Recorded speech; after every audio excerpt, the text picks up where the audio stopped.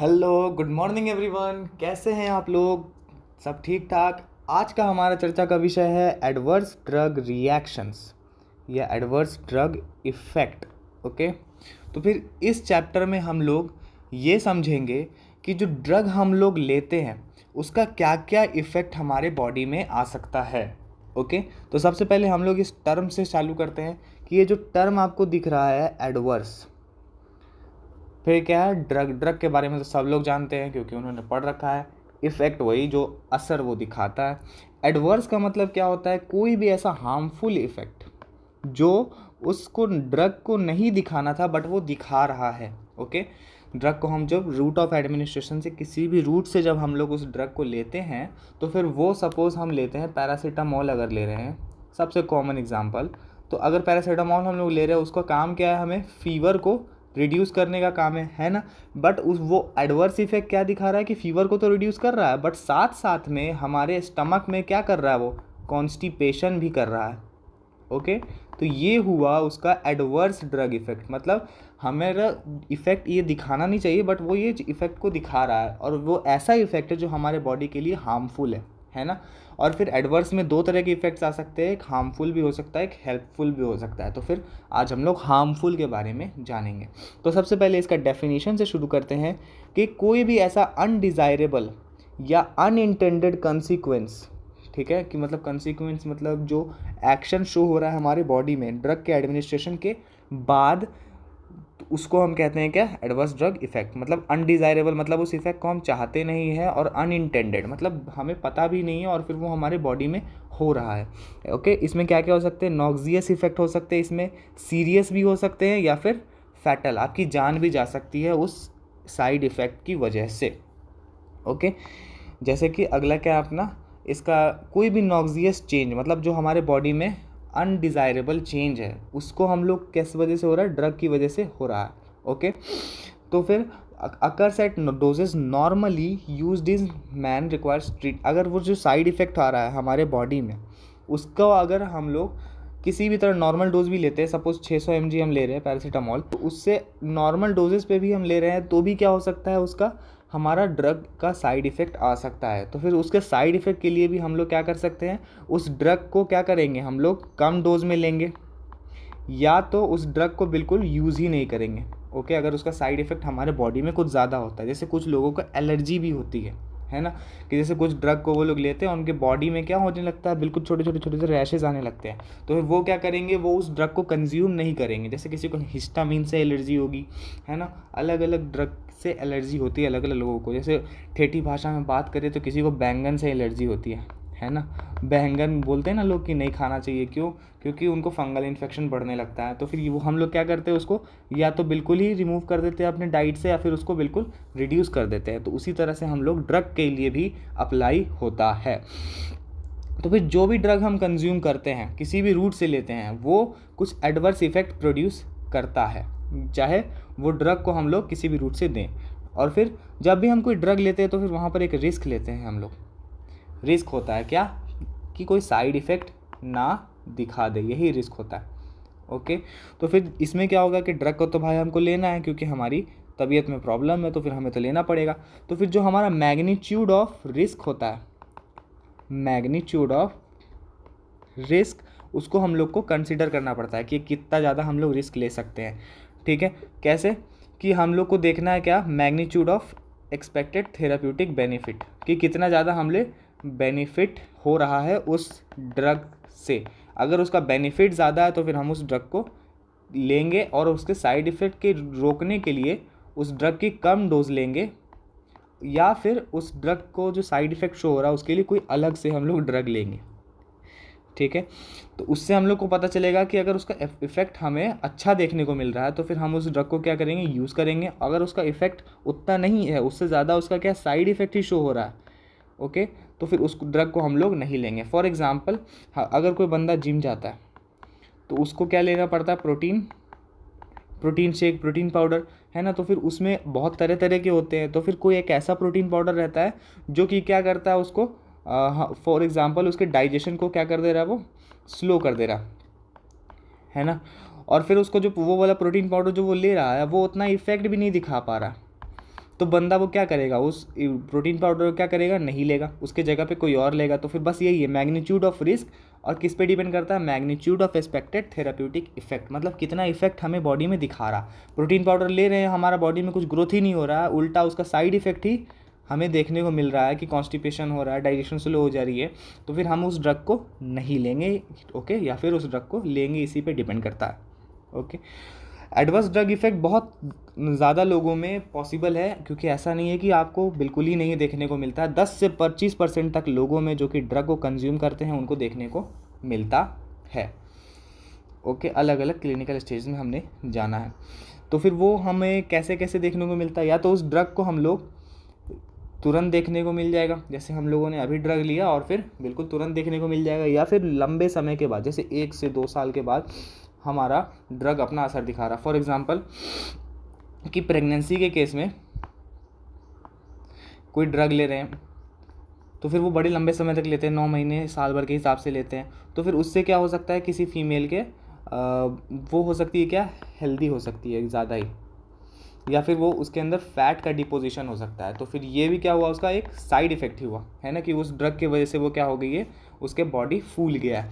तो फिर ये भी क्या है, एक साइड इफेक्ट, ये लंबे समय तक देखने को मिल सकता है, या फिर तुरंत देखने को मिल सकता है। जैसे अभी मैंने दवा लिया और 1-2 घंटे के बाद मेरे को चक्कर आने लगा। फॉर एग्जाम्पल एंटीबायोटिक में क्या होता है कि हम लोग को डॉक्टर बोलता है कि आपको कुछ टाइम तक रेस्ट करो, 10-15 मिनट, आधे घंटे तक बिल्कुल रेस्ट करो, क्योंकि आपको क्या आ सकता है, चक्कर आ सकता है ना। तो फिर वो तुरंत भी देखने को मिल सकता है, या फिर लंबे समय के बाद भी ड्रग का एडवर्स इफेक्ट देखने को मिल सकता है। या फिर अगर हम उस ड्रग को छोड़ देंगे तो उसके वजह से क्या हो सकता है,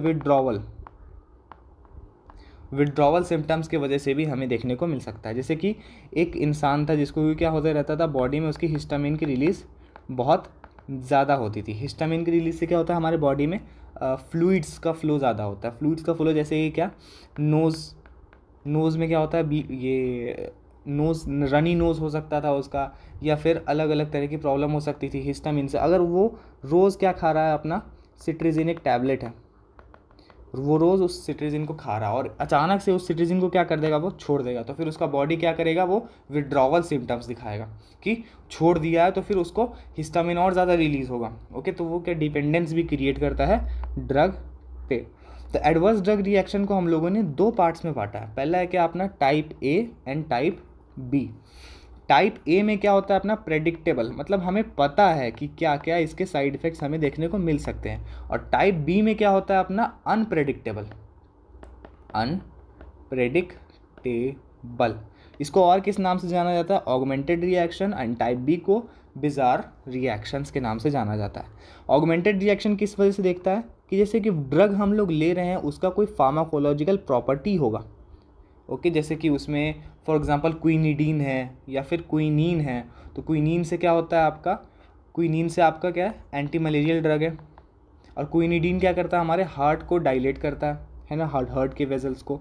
तो फिर अलग अलग जगह पे काम करता है। तो फार्माकोलॉजिकल प्रॉपर्टीज़ में है, जैसे कि क्विनिडीन है, क्विनिडीन अगर हम लोग ले रहे हैं तो फिर वो क्या हो रहा है, वैसो डायलेशन करवा रहा है। वैसो डायलेशन तो करवा रहा है हार्ट के केस में, बट उससे क्या हो रहा है, हमारा एडवर्स ड्रग इफेक्ट क्या आ रहा है, हमारा हाइपोटेंशन हो रहा है, मतलब बीपी क्या हो जा रहा है, लो हो रहा है। क्यों, क्योंकि ब्लड के जो वेजल्स है वो क्या हो गया, डायलेट हो गए। और बीपी हाई कब होता है, जब वेजल्स कॉन्ट्रैक्ट हो जाते हैं, है ना।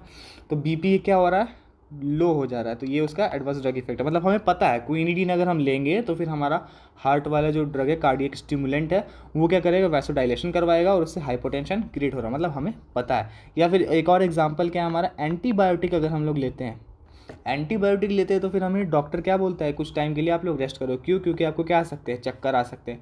तो वो भी हमें क्या पता है पहले से, ठीक है। उसका जो रिस्पॉन्स हो सकता है, किस तरह का, साइड इफ़ेक्ट्स भी आ सकता है, टॉक्सिक इफेक्ट्स भी आ सकता है ड्रग के लेने की वजह से, या फिर कॉन्सिक्वेंस ऑफ ड्रग विड्रॉवल।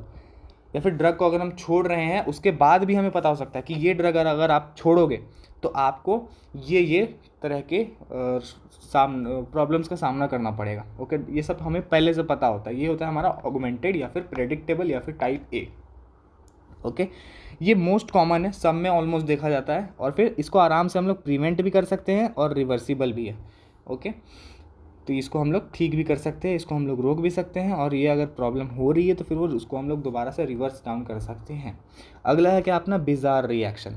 तो बिजार रिएक्शन मतलब क्या, अनप्रेडिक्टेबल, मतलब हमें नहीं पता इस ड्रग को लेने से ये भी प्रॉब्लम हो सकते हैं। अलग अलग इंडिविजुअल पे अलग अलग ड्रग अलग अलग एक तरह से एक्ट करता है ना। ये तो आपको पता ही होगा कि सबका जीनोटाइप क्या होता है, अलग होता है। तो इंडिविजुअल पे डिपेंड करता है ये, ठीक है। ड्रग पे डिपेंड नहीं करता, ना कि उसके डोज पे डिपेंड करता है, बल्कि इंडिविजुअल पे डिपेंड करता है कि उस पर किस तरह से ये ड्रग एक्ट करेगा, है ना। जैसे किसी में आप लोगों ने अगर कोरोना का एंटीबायोटिक लिया था आपने, जो इंजेक्शन था, तो फिर वैक्सीन था, सॉरी वैक्सीन लिया था किसी ने, तो फिर किसी में आपने देखा होगा कि उनको बहुत ज़्यादा क्या आ रहा था, फीवर आ रहा था और बॉडी पेन हो रहा था, और किसी में आपने देखा होगा कि उनको कोई असर ही नहीं था। तो यही दिखाता है क्या कि अलग अलग लोगों का अलग अलग डोज अलग अलग ड्रग के लिए अलग अलग होता है, मतलब रिएक्शन वो अलग दिखाते हैं, ठीक है। तो यही एक बेस्ट एग्जांपल है क्योंकि सबने अपनी लाइफ में देखा है, ओके। तो फिर ये डिपेंड करता है कैसे, कि एलर्जी था सपोज उस इंसान को पहले उस ड्रग से, या फिर इडियोसिंक्रेसी मतलब क्या हो गया कि कुछ जीनोटाइप के लोगों में किसी एक प्रकार के ड्रग की वजह से कुछ अलग तरह के रिएक्शन देखने को मिलते थे, बहुत कम लोगों में, ठीक है।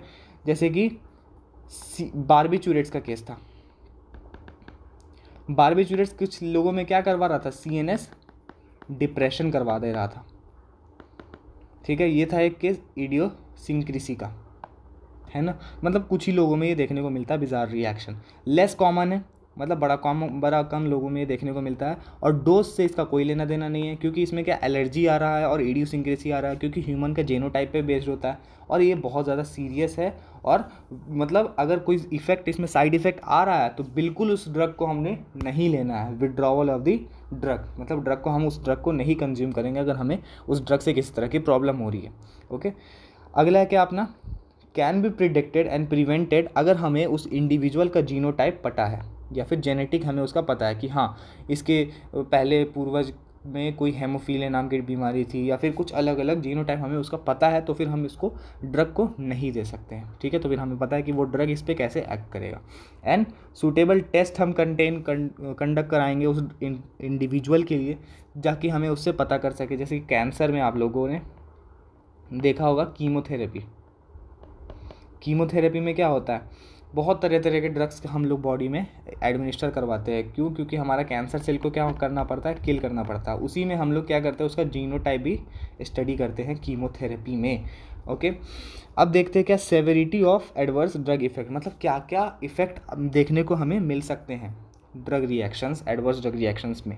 पहला क्या हो सकता है, minor, moderate, severe and lethal. नाम से पता चल रहा है माइनर मतलब छोटा मोटा साइड इफेक्ट आया तो कोई भी थेरेपी की ज़रूरत नहीं होती है, ठीक है। मतलब बस हाँ नॉर्मल है, ऑटोमेटिक ठीक हो जाएगा। एंटीडोट की भी ज़रूरत नहीं होती है, कोई भी हॉस्पिटलाइजेशन की ज़रूरत नहीं होती है, ठीक है। मतलब हाँ ऑटोमेटिक सही हो जाएगा। जैसे कि कोरोना के केस में हो रहा था कि अगर हम लोग वैक्सीन ले रहे थे तो हाँ हमें पता है कि भाई आपको फ़ीवर आ सकता है, किसी लोगों में फ़ीवर आया भी है, तो फिर उसमें क्या है, कोई भी थेरेपी की ज़रूरत नहीं है। और अगर उसमें बहुत ज़्यादा केस हो गया तो फिर वो हो गया क्या हमारा लीथल और सीवियर में, तो फिर उनके लिए हम लोग हॉस्पिटलाइजेशन करते हैं। तो अगला है क्या अपना मॉडरेट, मतलब थोड़ा बहुत उसमें ज़्यादा अफेक्ट आया है, उसमें क्या करेंगे हम लोग, ड्रग की जो थेरेपी है उसको, जो हम लोग ड्रग चला रहे हैं उसमें क्या कराएंगे, चेंज कराएंगे, कि जो हम लोग उसको ड्रग दे रहे हैं उस ड्रग को चेंज करके उसको देंगे, या फिर स्पेसिफिक ट्रीटमेंट देंगे, या फिर उसको हॉस्पिटल का स्टे भी करना पड़ सकता है, मतलब हॉस्पिटल में एडमिट भी होना पड़ सकता है कम से कम 1 दिन के लिए, ओके। तो यही केस था हमारा क्या, एंटीबायोटिक या फिर वैक्सीन के केस में होता है। अगला है क्या अपना सीवियर, मतलब भाई सीरियस, लाइफ थ्रेटनिंग हो सकता है, ये जो इफेक्ट है, साइड इफेक्ट है, जिससे क्या हो सकता है, परमानेंट डैमेज हो सकता है, या फिर इंटेंसिव मेडिकल ट्रीटमेंट, मतलब बहुत ज़्यादा उसको मेडिकल ट्रीटमेंट चाहिए होता है सीवियर में, और सीरियस केस समझ लो। या फिर अगला क्या अपना लीथल मतलब क्या, सीधे डेथ, डायरेक्टली या इनडायरेक्टली क्या किसके लिए कंट्रीब्यूट करता है, डेथ ऑफ द पेशेंट्स के लिए। मतलब अगर हम उसको अब उसको ट्रीटमेंट नहीं देंगे, ये बहुत ज़्यादा ही साइड इफ़ेक्ट दिखा रहा है, तो फिर ये हो गया अपना लीथल। तो यही था अपना adverse drug effect. Thank you for watching this video.